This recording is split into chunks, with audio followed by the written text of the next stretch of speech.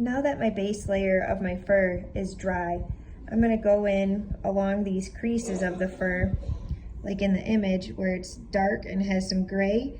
I'm gonna go ahead and add that. And I'm going to do it in light values. I'm not gonna go in with this heavy, dark gray part right here. I'm gonna take some out and add it to my water. Because I'm working in layers, I don't want to go in and it to have harsh lines right away. So I have my pigment. You can see the value with the white of the butcher tray. Hello. And I'm going to go ahead and right along this first crease down here, I'm going to add some gray pigment.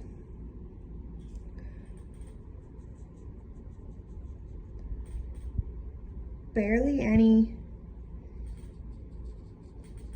kind of doing a little bit of a jagged motion for the fur, and then I'm going to come down to this next crease and do the same thing.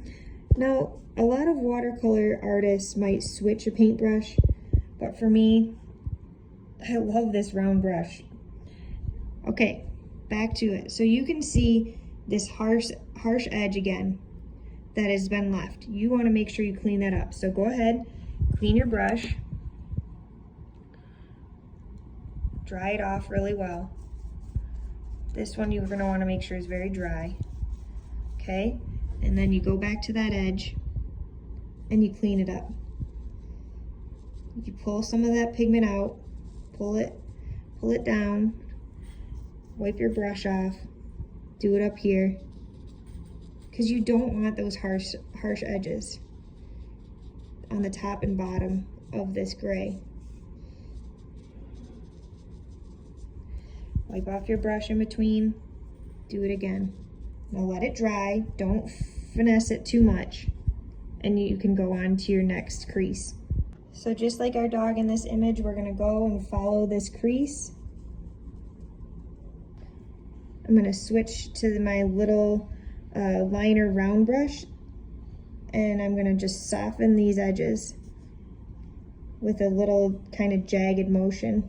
We have a nice little dark ridge right here, and you can see that's a darker pigment.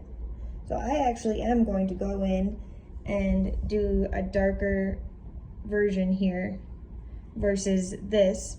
I'm gonna go in with a darker pigment because I don't want to have to do too many layers since it's so dark right there. So I have some extra